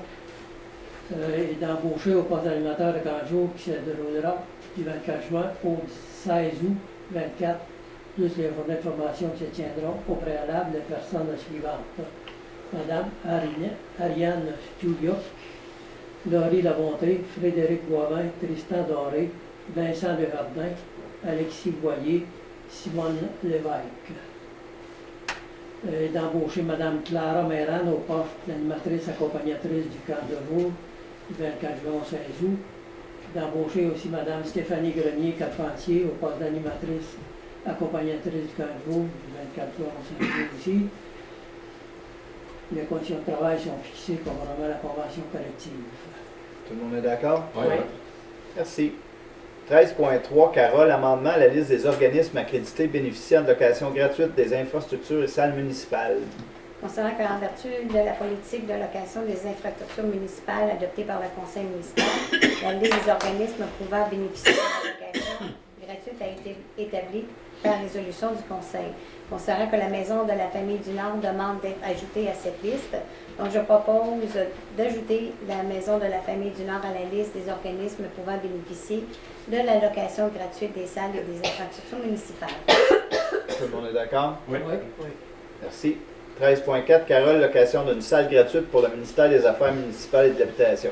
Oui, le ministère des Affaires municipales et de l'Habitation demande la possibilité de bénéficier de la location gratuite d'une salle pour la tenue d'une rencontre avec les membres du conseil municipal et la direction générale des municipalités de la MRC des régions des Laurentides le 23 mai 2024. Donc, je propose d'accepter de prêter gratuitement une salle au ministère des Affaires municipales et de l'Habitation du MAM. Tout le monde est d'accord? Oui. On est rendu au point 14, c'est le tour de table des membres du conseil. C'est à ce moment-ci que les conseillers nous donnent des nouvelles dans leurs différents dossiers. J'y vais à tour de rôle. Michel, est-ce que tu as quelque chose à nous partager? Pas vraiment, sauf je pensais que c'était la fête des mères en fin de semaine. J'en profite pour dire aux hommes de pas oublier d'y penser. Et souhaiter une bonne fête aux femmes. Merci. Carole. Moi, je voulais vous parler du symposium des Laurentides qui nous réunissait pour la parité, qui a eu lieu le 29 avril. Donc, il y avait le symposium pour la parité Laurentide, on était accompagné de Michel Bédard, le conseiller qui m'accompagnait. Cette journée était animée par Sylvie Fischer, qui est une médaillée olympique, donc une dame très, très, très impressionnante. Dans cette journée-là, on avait aussi Mme France Bélil Mairesse, sortante de la ville de Gatineau, qui est venue nous faire part un peu de son expérience, de sa démission concernant son harcèlement comme mairesse. On a eu aussi Mme Colette Roy, mairesse du lac Mégantic. Je ne sais pas si vous vous souvenez de la tragédie ferroviaire. Donc, elle est venue aussi nous faire part de son expérience et tout ça.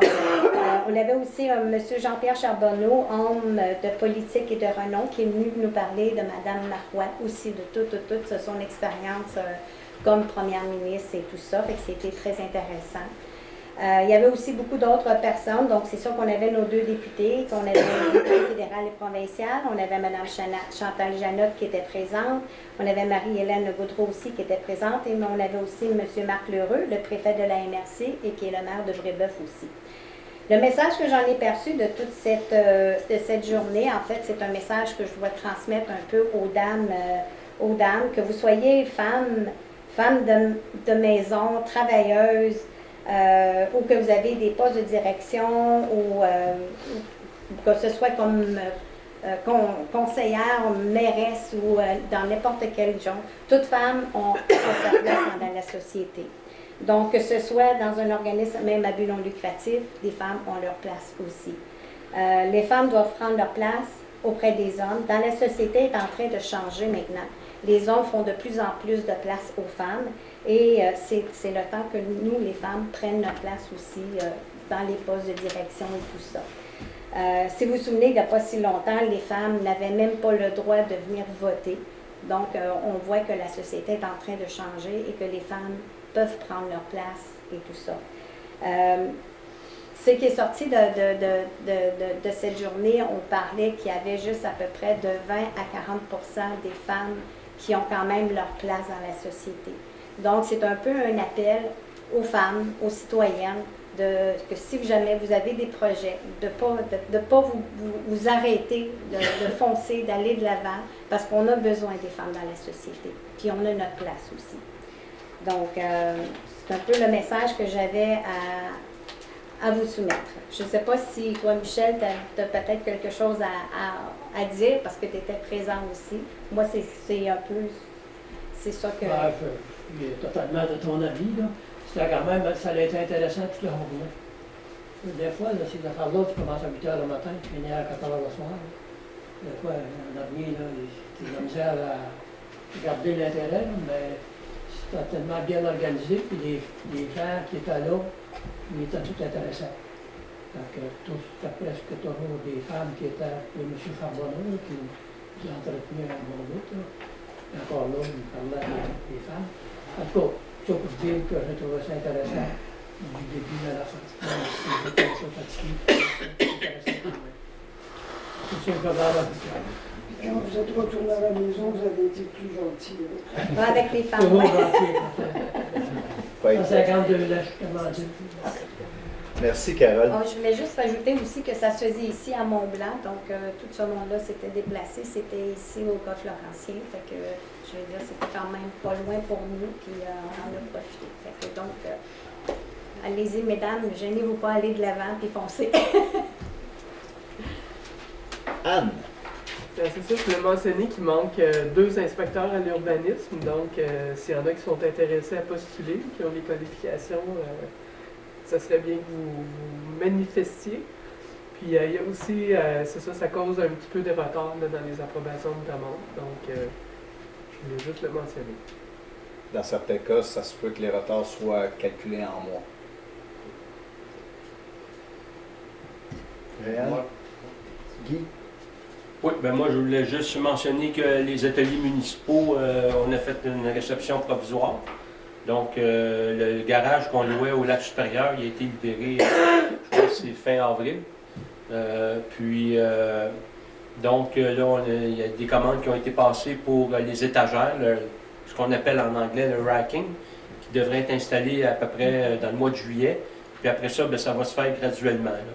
Donc, puis il y a l'asphaltage naturellement, Mme Rose, là, mais je pense que il va y avoir aussi, après toutes ces activités-là, il va y avoir un plan pour essayer d'améliorer le visuel au niveau des arbres et des fleurs, et ainsi de suite. Là. Mathieu, est-ce qu'on est en mesure aujourd'hui de donner une estimation budgétaire de... Budgétaire de... Où on est rendu? Ben oui, dans le fond, on a déposé tantôt la liste des modifications au contrat. On est rendu à 200 000 à peu près d'extra, présentement, là, qui ont été approuvés, puis tout ça. Fait que 200 000 sur un contrat de 9 millions, c'est quand même un bon défi. En fait, c'est excellent. Quand on parle à des homologues de d'autres municipalités, ils ne nous croient pas. Ça doit être un bon signe. Puis on rentre dans le budget. À date, là, on rentre dans les budgets. L'asphaltage a été ajouté aussi parce que justement, ça nous permettait de rentrer dans le budget, de le faire dès maintenant. Ça fait pas mal de tours. C'est sûr qu'il devrait même rester un peu d'argent à la fin, mais on attend justement la finalisation de certains éléments. Il y a ça, puis aussi, pour enchérir sur ce que M. Simard disait, en termes de verdissement, c'est qu'il y a aussi la partie du talus, là, qui est, quand on arrive devant les ateliers, là, vers la droite, là, qui monte vers les maisons, ce talus-là devrait être végétalisé aussi, mettre des arbres ou clôtures ou quoi que ce soit pour donner un peu d'intimité aux gens qui sont là. Donc, ça va faire partie d'un élément qui va être ajouté pour verdir le tout. Merci. Daniel, avais-tu quelque chose? Non. Moi, je veux vous dire qu'on est dans notre démarche de planification stratégique. Le 22 avril, on a fait des consultations publiques ici. La prochaine étape, ça va être un sondage en ligne. Le sondage va être lancé mercredi. Puis on aimerait ça qu'il y ait une majorité des citoyens qui répondent au sondage. Ça va nous aider à finaliser notre vision stratégique. Le lien va être disponible à partir du site Internet. Il va vous être diffusé dans l'Infostin. Il va être aussi sur notre page Facebook. Donc, vous avez des belles questions qui vont faire en sorte que nous, après ça, on va pouvoir tout, excusez l'anglicisme, wrapper ça. Puis, on va faire une présentation. On va être prêt pour faire notre présentation à l'entrée scolaire au mois de septembre. On va laisser les vacances passer. On va préparer ça comme il faut. Puis, en septembre, on va vous présenter notre nouvelle vision stratégique qui va être la vision stratégique de la municipalité, des gens de Mont-Blanc, parce qu'on vous a impliqué beaucoup, on a impliqué on a fait des groupes témoins, on est allé chercher des commerçants, on est allé chercher les employés de la municipalité, puis là, on voudrait bien que tout le monde de la municipalité réponde. Donc, si jamais vous avez des gens qui n'ont pas l'Infostin et qui sont intéressés par cette démarche-là, dites-leur que par la page Facebook ou sur notre site Internet, il va y avoir le lien pour le sondage. On est rendu maintenant à la période 15, qui est la période de questions. Si vous avez une question, je vous invite à vous lever, vous identifier, puis vous poser votre question. Bonjour, monsieur le maire. Bonjour. Benoît Pilon. Bonjour tout le monde. Bonjour, monsieur Bédard. Bonjour. Content de voir que vous êtes en forme comme ça. Ah on essaie de survivre. Je travaillais avec mon père. Ouais. Moi, j'ai fait la demande pour un commerce à la Carrée. Puis, là, ce commerce-là, c'est une machine shop machiniste. Puis là, j'ai les commissions scolaires qui me poussent dedans. Moi, je vais faire donner des cours aux décrocheurs scolaires, aux étudiants qui sont à l'école qui veulent suivre un cours de soudeur parce qu'il n'y en a plus dans la région. Saint-Jérôme, même, il y en a trop, ils veulent m'envoyer. J'ai Huberdeau qui cherche du transport, mais qui sont exclus. Puis les autres, Saint-Agathe, Saint-Jovite, qui me demandent si je suis prêt tout de suite. Je fais réinsertion sociale aussi. Puis je fais la location des outils que j'ai ramassés depuis ça fait 12 ans que je suis ce projet-là, disons. Je fais la location d'outils de construction. Puis j'ai des machines pour 15 étudiants à la fois. Je ne vais pas dire que ça va se faire à 15, là, mais j'ai des employés. Là, tout mon stock est dans la location dans des entrepôts. Puis là, MRC, puis Chantal Janotte, ils me poussent à pousser là-dessus pour que ça se fasse. J'ai pas le local, j'ai pas l'endroit non plus. Puis les locales que ça prend, c'était votre garage municipal à la Carrée sur la rue Saint-André. Puis quand j'en ai parlé, ils m'ont dit que ça serait une idée, mais après ça, j'ai eu comme réponse que peut-être le terrain serait vendu pour bâtir un bâtiment, 4 logements, quelque chose de plus modique. Avec qui vous avez communiqué à la municipalité? J'ai parlé avec M. Renaud, puis avec moi. Ouais, avec toi. Fait que là, c'est ça. Le bâtiment, il faut qu'il soit comme celui-là pour les assurances, parce que c'est de la soudure. Moi, j'ai dit que pour investir dans le bâtiment pour le remettre à neuf, le remettre propre. Monsieur Bidon, êtes-vous d'accord? Est-ce qu'on prenne un rendez-vous ensemble pour pas qu'on débatte de ça devant tout le monde puis qu'on puisse vous aider puis vous donner peut-être des choses parce que ça se réglera pas ici ce soir? Non, ça se réglera pas, c'est sûr, mais je voulais que je veux que le monde sache aussi de ce que je veux faire. Parce que le logement primodique, bien souvent, il va y avoir des enfants. Il y a 3 gros commerces avec des gros camions en avant. Puis moi, j'ai fait le tour je connais tout le monde, je me mon site. Les résidents, ils ne sont pas vraiment d'accord de voir les enfants se faire écraser dans la rue par les gros camions. Je trouvais que mon idée était meilleure, puis la députée, puis MRC, tout ça, ils sont d'accord avec moi. Communiquez avec Mathieu là, pour qu'on puisse prendre un rendez-vous. On va vous rencontrer avec le conseil. On va vous écouter. Puis après ça, on sera capable de vous accompagner dans la voie la meilleure pour que le projet se réalise. Si on est capable de faire réaliser le projet. D'accord. On va faire ça. Toutes mes affaires. Je pars pas qu'un emprunt, je pars avec tout, je déroule tout. Parfait. On fait toujours notre rencontre de caucus le dernier mardi du mois pour l'été. Donc, regardez ça avec Mathieu. Dernier mardi du mois. Pour qu'on puisse prendre un rendez-vous autour de 4h30, là, puis tout le monde soit là. D'accord, merci. Bienvenue. Bonsoir. Bonsoir. André Lambert, je suis du Lac-Carré. En fait, j'ai une question. Puis, si vous le permettez, après, j'aurai une suggestion. On va commencer par ma question. J'espère que vous ne m'en voudrez pas de revenir sur le point 9.1.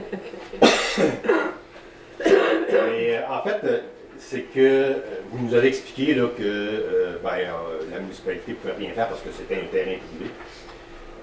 Et que la demande de construction ou d'aménagement rencontrait tous les systèmes réglementaires. Alors ça, je le comprends bien. Vous en avez discuté du point 9.1, lorsqu'on est arrivé au point 9.1, vous avez demandé si tout le monde était d'accord avec la recommandation du CCU, puis bon, ça a été la majorité. Ma question, c'est si la majorité avait été contre, qu'est-ce qui serait passé? Il demeure que là, on pourrait refuser, mais le propriétaire, par la suite, pourrait nous traîner en cours parce qu'on n'a aucune raison légale d'empêcher son projet. OK. Donc, vous auriez pu refuser, mais il y avait un risque. Il y a un risque de le faire. Tu sais, je ne sais pas si vous avez vu tous les points qui sont passés aujourd'hui. On brasse beaucoup de choses, puis on brasse beaucoup d'argent. Fait que nous, notre conseil, on n'a pas envie d'être promoteur en plus, puis brasser, puis avoir plein d'autres dossiers comme ça, des dossiers parallèles qui demandent de l'argent. Quand il faut investir 700 000, faire un emprunt pour une niveleuse, il faut aller chercher 75 000 pour répondre. Il faut répondre au ponçon 20 000, au ponceau, je m'excuse, 20 000. Fait que c'est une avenue, puis il n'y a aucun membre du conseil, à part Michel qui a vendu quelques petites choses, qui sont à l'aise avec les transactions immobilières. Fait que ça ne fait pas partie de notre ADN. OK. Est-ce que vous permettez ma suggestion? Je vous écoute. Je ne sais pas si vous êtes un lecteur de la presse. Là. Il y avait un article intéressant dans la presse ce matin concernant la SNAP, c'est-à-dire la Société pour la nature. SNAP, je ne connaissais pas. C'était nouveau pour moi. La Société pour la nature et les parcs au Canada.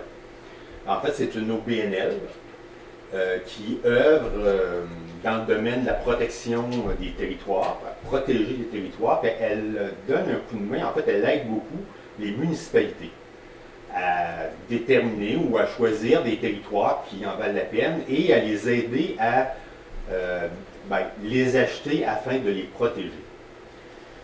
Alors, mon point suivant, c'est que, puis je reviens aussi avec, vous nous avez parlé de la vision stratégique, moi j'ai participé le 22 avril au soir, on était quand même une trentaine de citoyens, et puis moi ça m'a permis de constater là, que vos citoyens sont de plus en plus concernés par la protection de l'environnement.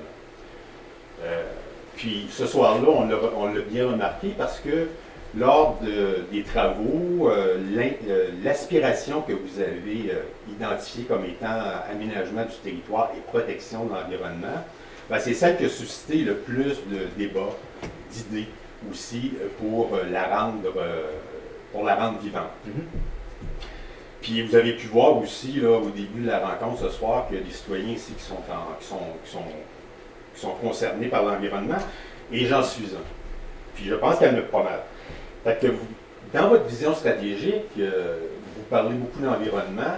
Moi, je vous suggérerais de commencer à, peut-être à penser à quoi faire avec des... pas quoi faire, mais c'est-à-dire penser à soit acheter des secteurs pour protéger des territoires et faire affaire avec des OBNL qui œuvrent dans ce domaine-là.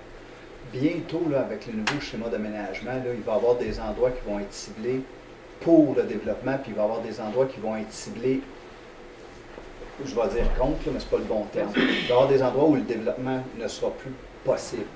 Avec notre vision stratégique qui s'en vient, avec le schéma qui s'en vient, on va avoir plein d'outils et de moyens pour pouvoir le faire.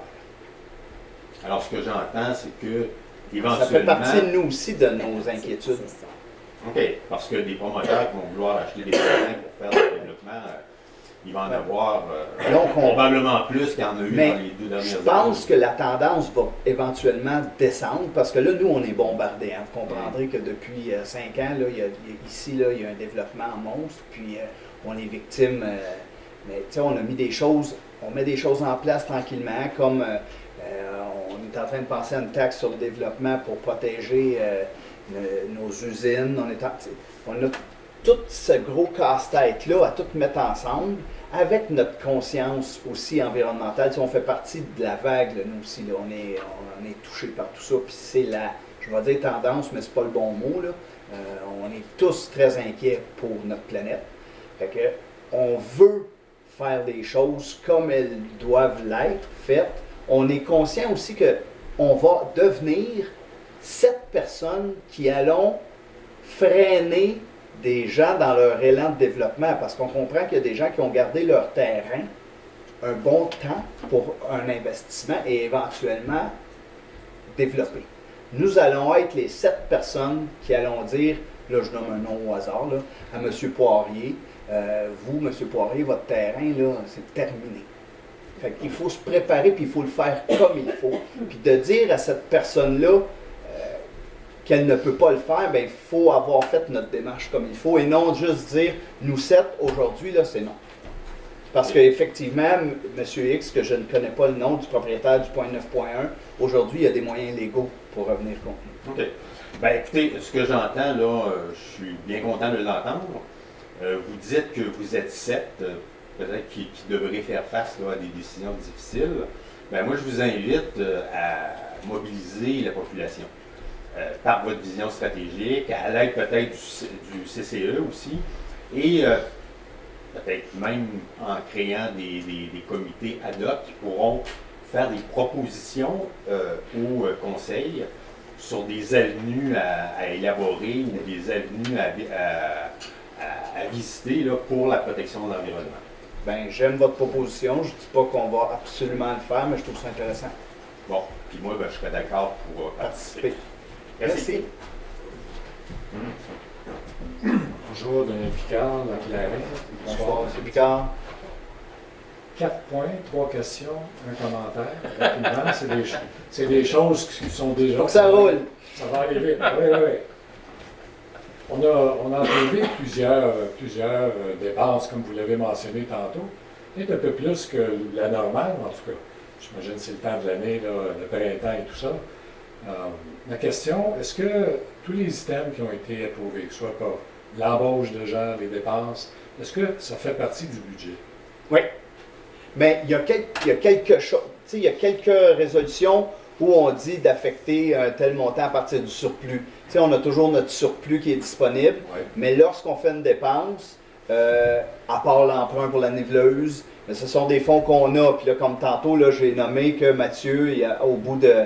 Je sous-signé Mathieu Renaud, directeur général, greffier et trésorier, certifie que la municipalité dispose des crédits suffisants pour effectuer les dépenses. Donc, l'administration nous propose de faire des dépenses et nous dit où aller les chercher. Puis quand c'est dans le budget de chaque département, bien, ça fait partie du budget de chaque département, puis ça, c'est leur responsabilité. Mais quand ils nous présentent quelque chose où il manque des fonds, bien, ils nous font une suggestion pour aller les chercher, ou dans un surplus dédié, si c'est en aqueduc, si c'est en égout, ou dans le surplus libre, quand on fait avec les économies ou avec les entrées d'argent qui sont ponctuelles et non Est-ce attendues. est-ce que je peux faire une suggestion pour les citoyens, moi, et les autres, dans l'ordre du jour, lorsque des exceptions, puis je pense que vous l'avez mentionné ce soir, lorsque c'est pas dans le budget, faire la mention. C'est nommé. Que ce soit clair dans l'ordre du jour, tu sais. Ben, c'est nommé dans la résolution.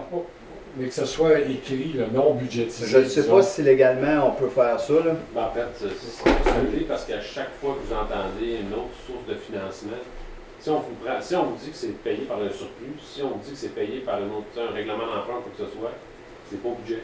Vous n'êtes pas taxé pour ça, c'est ce que ça veut dire. Mais M. Picard, sa demande, là, c'est que ça soit dans le titre de la résolution. Juste le mentionner, comme tu sais, vous avez des comme règlements. Alors, vous m'apprenez que lorsque ce mot-là est utilisé, ça ne fait pas partie du budget. Moi, je ne sais pas ça. Alors, sur une base d'exception. Ça pourrait être une parenthèse que moi je fais au moment de la lecture. Que ça soit clair comme ça. Si on a des questions par rapport à ça par la suite. Je ne vous garantis pas qu'automatiquement au prochain conseil, mais ça va être quelque chose que j'inculquerai. Merci. Juste mentionner, les 8.11 puis 8.12 commencent avec affectation de crédit pour la réalisation de quelque chose. Donc, on affecte des crédits, donc le conseil affecte de l'argent pour un projet. Donc, à ce moment-là, il injecte l'argent qui n'était pas prévu dans les taxes annuelles, si on peut dire, dans le budget annuel. Quand on écrit affectation, ça c'est le mot affectation, ça veut dire non budgétisé. Affectation de crédit. Oui, c'est ça. Alors, c'est un langage. On injecte d'argent, c'est ça. C'est juste un langage. OK. L'atelier municipal, vous avez mentionné, félicitations, 200 000 sur 10 millions, c'est pas beaucoup d'argent. J'avais une suggestion à faire. Étant donné, on parle quand même de 10 millions pour une municipalité comme le Mont-Blanc, qu'à la fin, une fois que c'est tout fini, on a une présentation dans une session de conseil, là, les dépenses, je sais qu'on avait déjà parlé, mais si on pouvait avoir quelque chose final avec aussi les actuels, le budget, puis on réservera ça un tour de table pour lui, c'est ton dossier, ça pourrait être le fun. Une présentation par rapport à ça. Je sais qu'on a déjà parlé, mais je pense qu'à la fin, ce serait peut-être quelque chose d'intéressant. Un tour de visite. Et il va y avoir une visite. Oui. À l'automne. À l'automne? Oui. Dans la municipalité. La vente de terrain. La pancarte s'en vient, on est en train de la dessiner. Mon collègue qui n'est pas ici ce soir me dit que la dernière réunion, que ça va l'air être en marche. On a choisi, lors du dernier caucus, la superficie qu'on voulait vendre. Okay. D'après moi, l'étape suivante, c'est de trouver le courtier puis de dessiner mon nom, mais de mettre la pancarte. Peut-tu avoir un party? Je dois vous annoncer par contre qu'au niveau du financement, on n'a pas reçu le financement qu'on attendait. Malheureusement, là, on s'attendait à 1,8, puis là, on est pas mal plus à 1,770, hein, c'est ça? Non, 1,70. 1,70. 1,1, c'est du confirmé. Ouais. Mais on s'attend à vendre le terrain un peu plus cher que ce qu'on avait prévu au départ. On devrait atteindre quand même l'objectif éventuel de 0. Super, merci. Ça sera partie remise. Un petit peu plus tard. Le dernier commentaire, c'est par rapport la participation des citoyens là, à la mission, développement de la mission stratégique. J'ai trouvé ça, mon commentaire positif, une des meilleures choses qu'on peut faire, selon moi. Ça a amené, mon collègue a mentionné, on a appris bien des choses de gens, toutes sortes de gens qui ont fait des commentaires par rapport à toutes sortes de choses. J'étais un peu surpris. L'amplitude des projets là, que les gens veulent mettre sur pied. Et le côté environnement, on l'a tous à cœur au Mont-Blanc. Ça fait partie de la mission. C'est une superbe chose. L'aspect durable et tout ça. Alors ça, c'est win-win, comme on dit. Par contre, j'ai été un peu déçu que dans la mission, dans la page, qu'on n'avait pas fait un lien avec l'aspect financier, économique de tout ce qu'on essaye de faire à la ville. Et je pense que si l'argent poussait sur les arbres, on pourrait faire qu'est-ce qu'on veut, faire tous les projets qu'on aimerait, que tous les citoyens aimeraient, La réalité, ce n'est pas, c'est pas faisable. Alors, je pense qu'il est important qu'on garde un genre de balancier, puis que ce serait une forte suggestion, forte d'avoir un terme économique dans la mission. Voilà. C'est mon commentaire. Merci. Merci. Merci beaucoup.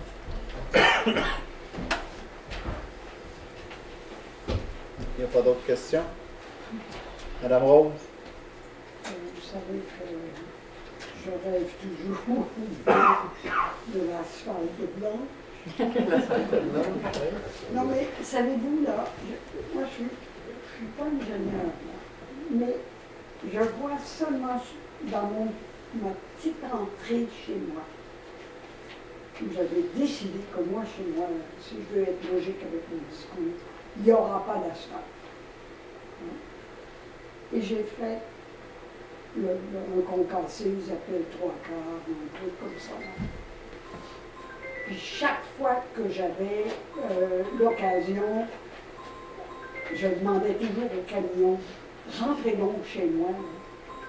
Pour le taper. Vraiment asseoir ça.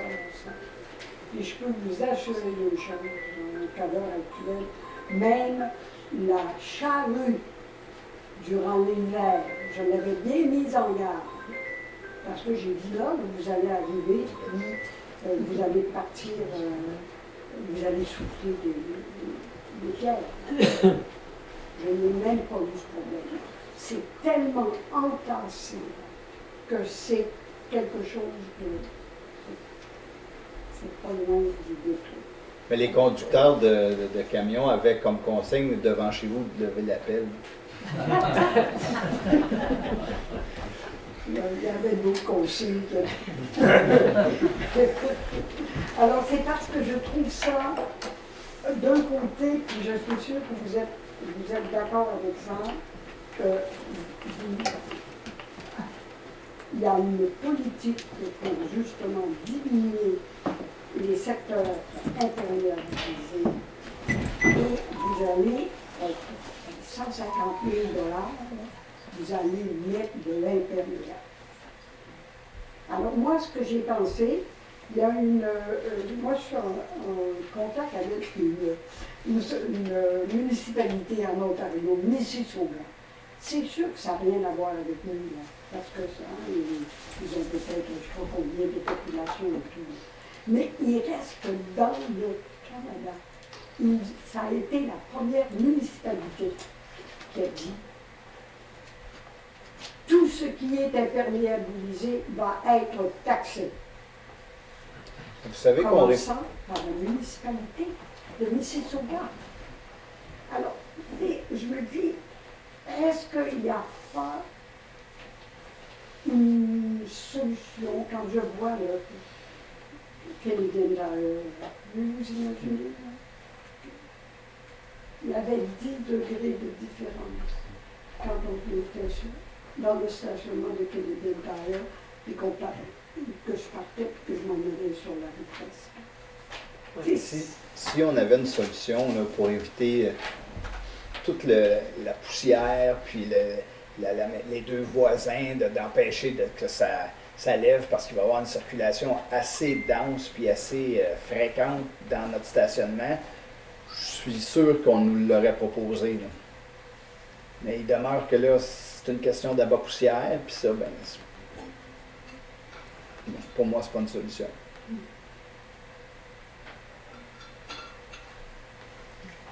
Oui. Le plan que vous nous avez montré avec la construction de la rue, ça passe directement dans un milieu humide qui est censé être protégé, lui? Quand le propriétaire va déposer son plan, il devra obtenir les autorisations pour passer par-dessus. OK. Il y a beaucoup de zones humides sur cette terre-là. Il ne pourra pas construire s'il n'a pas respecté les zones de temporaire. Le bon terme, c'est quoi? Zones de protection. C'est ça, exactement. Les distances de protection. Puis, ma dernière question, c'est, étant donné que vous n'êtes pas tous présents ce soir, comment est-ce qu'on peut confirmer que cette personne-là n'aurait pas fait renverser la M. Lauzon est le conseiller qui est sur le CCU qui nous a présenté le projet.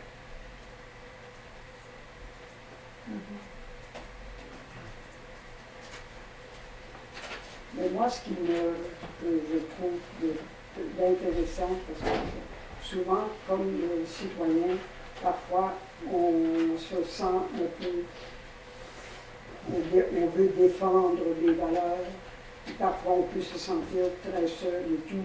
Et moi, là, quand j'ai vu ces femmes-là de ce parc, ça va bien avec vous, le rapport que vous avez fait de votre rencontre, là. Mais moi, là, je les écoutais, puis je me disais, là, c'est ça qu'il faut. On n'est pas contre la démarche, malgré le fait que moi, j'ai peut-être eu une attitude qui était un peu fermée.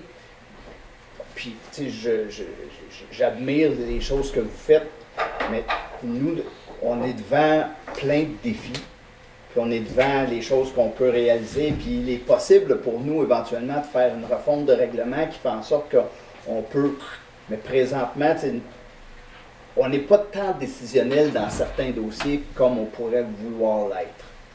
Tu sais, oui. Juste une question de suivi. Vous avez mentionné que les municipalités ont un rôle, que c'est difficile de protéger des certains territoires parce qu'on est dans un terrain privé. Par contre, ce que je vois maintenant au niveau de plusieurs municipalités, c'est qu'il y a un rôle critique à jouer pour la protection de l'environnement, pour protéger des territoires, et qui sont en train de vraiment penser à des mécanismes innovants. Et je me dis que peut-être que le comité en environnement aurait pu se pencher sur la question, puis vous trouver des solutions, et donc ne pas aller chercher un 40 000 ou 45 000 dans votre budget, mais aller chercher de l'argent additionnel ailleurs. Ce que j'ai envie de vous ajouter aussi comme info, là. Environnementaux qui étaient dessus, donc on ne parle pas, c'est pas un lot parmi tant d'autres, je veux juste mentionner ça. Ce que j'ai envie de vous donner aussi comme info, c'est qu'on a le défi de trouver 18 000 travailleurs dans la région. Fait qu'on a aussi le défi qu'il faut qu'il y ait des gens qui se construisent. Je comprends, mais c'est... Quand il y a des terrains, puis quand il y a quelqu'un qui nous présente un projet qui est recevable, puis qui respecte nos règlements, il y a notre mission régionale qu'il faut aussi atteindre. Je suis tout à fait d'accord, parce qu'on est tous on veut amener du monde, puis on veut pouvoir les accueillir, mais aussi on est dans ce principe-là d'étalement urbain, que là, on fait de la fragmentation entre nos territoires, que là, on a 2 aires qui sont protégées, qui ont une certaine protection. Et là, on va venir le fragmenter. C'est un étalement urbain parce que c'est un secteur éloigné. Donc là, c'est plus d'auto. On augmente nos gaz à effet de serre. Donc, c'est vraiment pas dans une optique non plus d'un cadre de développement durable. Éventuellement, on prendra des... Éventuellement, puis là, on est en train de faire une discussion, là, c'est une période de questions, mais j'ai envie de clore là-dessus, c'est qu'éventuellement, on va prendre des moyens pour densifier nos zones urbaines. Je suis encourageante, puis je suis contente que la municipalité. On vous aime bien. Si on n'a pas d'autres questions, ça va me prendre quelqu'un pour proposer la levée de la séance. Monsieur Réal, tout le monde est d'accord avec ça? Oui. Je vous souhaite un bon retour à la maison. Merci beaucoup. Merci.